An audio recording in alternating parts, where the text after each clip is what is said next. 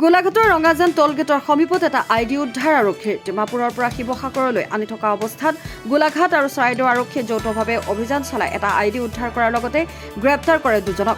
গ্ৰেপ্তাৰ কৰা লোক দুজন হৈছে অজয় শ্যাম আৰু টিকেন কুৰ্মীৰ লগতে আইডি কঢ়িয়াই অনা A05C5734 নম্বৰৰ এখন অটো ৰিক্সাও জব্দ কৰে। ইফালে দুইজন লোক আলফাৰ সদস্য বুলি জানিব পৰা গৈছে। Bureau report, news update.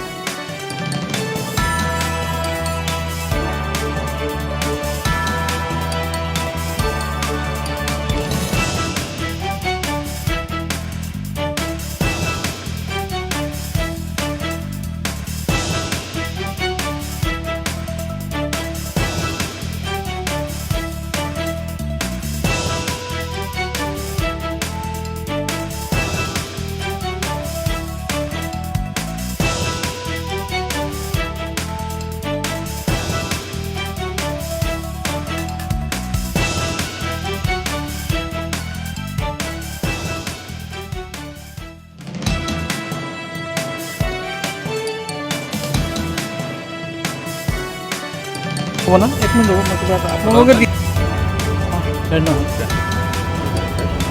আজি এটা বিশেষ আমাৰ এটা খবৰ আহিছিলে। খবৰটো চৰাইদেউ পুলিচলৈ আহিছিলে আৰু সেই খবৰটোৰ মতে আলফাৰ আৰ্মি ডে অহা 27 নৱেম্বৰত আছে আৰু আলফাই চেষ্টা কৰি আছে অসমৰ বিভিন্ন ঠাইত বম ব্লাষ্ট কৰিবৰ কাৰণে। আৰু সেই খবৰটো আছিল যে তেওঁলোকে আইডি আনিব আৰু গোলাঘাট ডিষ্ট্ৰিক্টৰ মাজেদি যাব, গৈ শিৱসাগৰ বা চৰাইদেউ জিলাত তেওঁলোকে এই কাৰ্যক্ৰম তেওঁলোকে সংঘটিত কৰিব। সেই খবৰৰ ভিত্তিতে ইয়াতে আমাৰ নাকা পাৰ্টি লগোৱা গ'ল আৰু নাকাত আমাৰ এখন অটোত পোৱা গৈছে। অটোত এটা আইডি উদ্ধাৰ হৈছে আৰু দুজন ছাছপেক্টেড মানে তেওঁলোক চাৰেণ্ডাৰ্ড আনলাকেডৰ। তেওঁলোকে এই যিটো আইডি আছিলে, বম আছিলে, চাৰেণ্ডাৰ্ড আনলাকেডৰ, তেওঁলোকে এই বমটো লৈ গৈ আছিলে। এতিয়া আমাৰ বম ডিছপ'জেল স্কোৱাড আহি আছে। বম ডিছপ'জেল স্কোৱাডে এই যিটো আইডি আছে সেইটো ডিফিউজ কৰিব আৰু তাৰপিছতে এইটো ডিছপ'জ কৰিব। আনলাকেডাৰ দুজন চিনাক্ত কৰা হৈছে। দুইজন কেডাৰে চিনাক্ত হৈছে। এজন হ'ল অজয় শ্যাম আৰু এজন হ'ল টিকেন কুৰ্মী। তেওঁলোক দুইজনৰে ঘৰ মেৰাপানী থানা আণ্ডাৰত পৰে। এইখিনি আৰু বিশেষ নাই। আৰু ফাৰ্ডাৰ আমাৰ তদন্ত চলি আছে, ক'ত কি লিংকত ক'ৰ পৰা আনিছিলোঁ, কাক হেণ্ডঅভাৰ কৰিবলৈ তেওঁলোকে গৈ আছিলে, সেই গোটেইখিনি আমি এতিয়া আমি তদন্ত কৰি আছোঁ। Thank U. এছ চৰাইদেউ যদি ক'লে ছাৰে কি input আছিলে? ইনপুটটো আছিলে যে এইটো ডিমাপুৰৰ পৰা শিৱসাগৰলৈ ID ট্ৰেন্সপৰ্ট হ'ব। তো ডিমাপুৰৰ ছাইডৰ পৰা শিৱসাগৰলৈ। হয়। তো বেছড অন ডেট ইনপুট আমি একেলগে গোটেইখিনি এটা অপাৰেশ্যন চলালোঁ আৰু ছাৰে অলৰেডি ক'লে যে ID ৰিকভাৰ্ড হৈছে, এটা ID ৰিকভাৰ্ড হৈছে অটো ৰিক্সাৰ পৰা আৰু দুজনৰ আমি অলৰেডি এপ্ৰিহেণ্ড কৰিছোঁ যি দুজনে আনিছিলে। অলৰেডি বাকীখিনি ইনভেষ্টিগেশ্যনত ওলাব, ক'ৰ পৰা কেনেকৈ আনিছিলে সেইখিনি ডিটেইলছত ইনভেষ্টিগেশ্যনত ওলাব। আপোনাৰ Thank ভাল you. নামটো? মই SP চৰাইদেউ হিৰণ্য কুমাৰ বৰ্মন। হ'ব, thank you. থেংক কি আছিলে? এইটোতো সিহঁতে এটা ID হিচাপতে বনাইছিলে, কিন্তু সম্পূৰ্ণ বস্তুটো এতিয়ালৈকে ক্লিয়াৰ হোৱা নাই। আমি ইয়াক পৰীক্ষা কৰিব লাগিব, তাৰ পিছতে ক'ব পৰা যাব। আমি বাটালিয়ন ট্ৰেইনিং চেণ্টাৰ দেৰগাঁও। এটা ডিপোজ হৈ গ'ল অলৰেডি, এতিয়া হোৱা নাই আৰু নিষ্ক্ৰিয় হৈ গ'ল। লাজ হ'লে শক্তিশালী হ'লহেঁতেন। এইটো 300 মিটাৰ এলেকা গ'লহেঁতেন। হয়, শক্তিশালী হ'ব, এইটো আধা কেজিৰ ওপৰত হ'ব। এইটো এটা ID বম হিচাপে তেওঁলোকে বনাইছিলে। এতিয়া বাৰতটো আমি পৰীক্ষা কৰিলেহে গম পোৱা যাব কি বাৰত আছিলে। আমাৰ বাটালিয়ন ট্ৰেইনিং চেণ্টাৰ দেৰগাঁও নিষ্ক্ৰিয় কৰা হ'ল। সেইটো গম নাপাওঁ।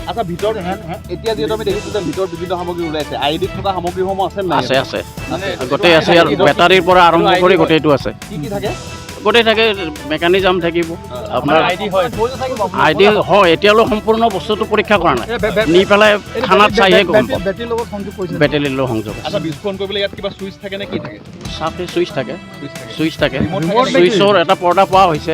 চুইচটো পৰীক্ষা কৰিলে গম পাম যে সেইটো কি চুইচ, আচলি চুইচ নে নকলি চুইচ। মানুহে টিপিব লাগিব তেতিয়াহে ফুটে নেকি? নহয়, নিজে নিজে ফুটিব পাৰে, সেইটো চুইচৰ কথা ওপৰত নিৰ্ভৰ কৰিব। এতিয়া চুইচটো সম্পূৰ্ণ আমি হেৰি কৰা নাই, পৰীক্ষা কৰিলেহে গম পাম যে এই চুইচটো ভাল নে বেয়া, নে সেইটো নকলি মানে চুইচ। এজন মানুহ এংগেজ হ'ব লাগিব ফুটিবলৈ। হয়, নাই মানুহ এংগেজ নালাগে, চুইচৰ সহায়তে গোটেই কামটো। ফুটিলেতো এইটো ডিষ্টেঞ্চ হ'ব। এতিয়া বাৰটো পৰীক্ষা কৰিলে এইটো বাৰ হয় নে নহয়, সেইটো পৰীক্ষা কৰাৰ পিছতে ক'ব পৰা যাব। যদি এইটো বাৰটো যদি আচলি হয়, তেতিয়াহ'লে 300 মিটাৰ এলেকাটোত ই বিস্ফোৰণত মানে ক্ষতি হ'ব।